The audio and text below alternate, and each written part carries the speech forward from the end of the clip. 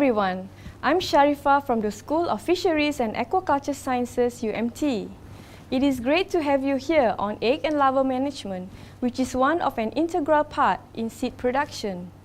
I will be here to guide you through the outlines of the course, and we will look into the life cycle of fish, egg collection, egg incubation, newly hatched larvae, feed and feeding practices, and larva rearing. At the end of this topic, you will be able to describe the different types of egg collection techniques and understand the proper larva management techniques for good quality seed production. This is a typical life cycle of fish. Once the male and female broodstock spawn and mate, eggs from female will be fertilized by sperm from the male and developed into embryo, which hatch, and that's when it is termed as larvae. Larvae will develop and grow into fry, fingerling, juvenile, and adult before becoming the broodstock and mate again. In aquaculture, seed production is necessary to ensure its sustainable and continuous supply for grow-out culture. There are various ways to obtain eggs or larvae for this purpose. 1. Fertilized eggs or larvae can be collected from the wild after the broodstock spawn. 2. Mature male and female broodstock can be collected from the wild during spawning season, where the eggs and the sperm are stripped from the broodstock. 3. Eggs and sperm can be collected from reared broodstock, where induced spawning is required to trigger the maturation of gametes through hormonal injection or environmental manipulation. The broodstock are left to undergo natural spawning, and the fertilized eggs can then be collected. 4. After hormonal injection to induce maturation, the eggs and sperm will be stripped from the broodstock and artificially fertilized. Either way, only the fertilized or live eggs will further undergo incubation process to allow embryonic development. For demersal eggs, the incubation devices vary based on its characteristics.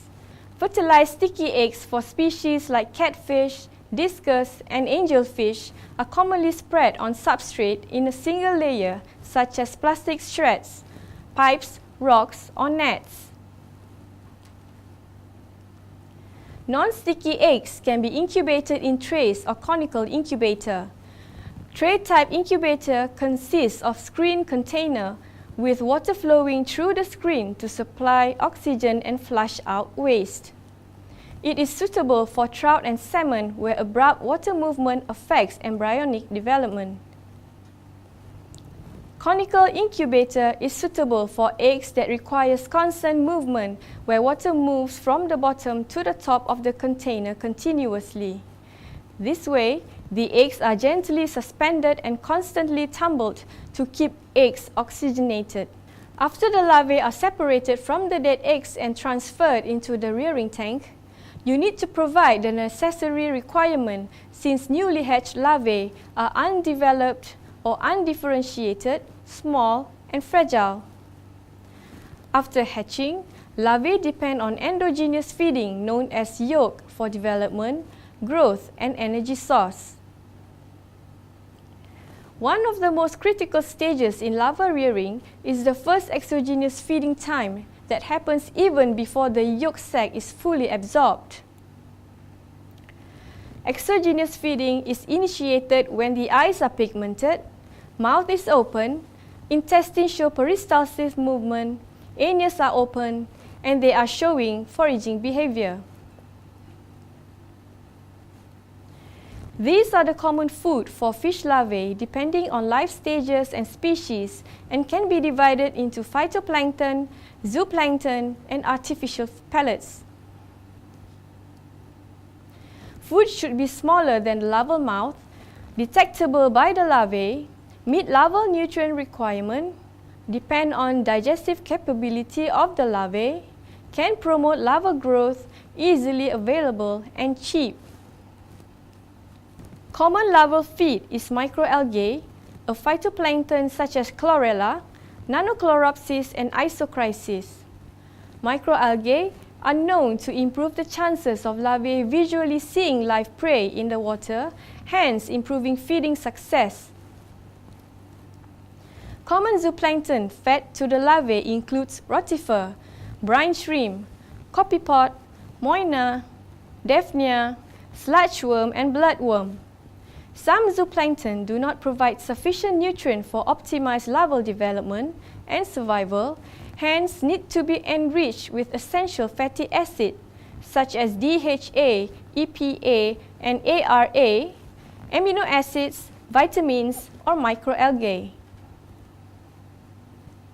Artificial feed can be formulated according to species requirements, size, and whether they are sinking or floating. Unlike grow-out stage, larvae should be fed at regular intervals, for example every 4 hours. This is based on gut emptying time. If using live feed, ensure appropriate density every 6 to 12 hours according to life stage or size of larvae. For example, rotifer is fed at 5 to 10 individuals per meal and Artemia is fed at 2 individuals per meal. Feeding at higher density at early larval stage tend to increase the chance of contact between prey and fish larvae. However, monitor the amount and feeding rate and do not overfeed or underfeed the larvae. In general, use feeds that are specifically formulated for the species and age of the fish. In addition, purchase quality feeds from recognized suppliers, use appropriate feeding rates, ensure feed palatability, texture, size, and optimize frequency and timing of feeding. It is hoped that the hatchery-produced seeds will minimize the dependency of wild seeds to meet the ever-increasing aquaculture demand. Hope you enjoyed the video and see you next time. Thank you.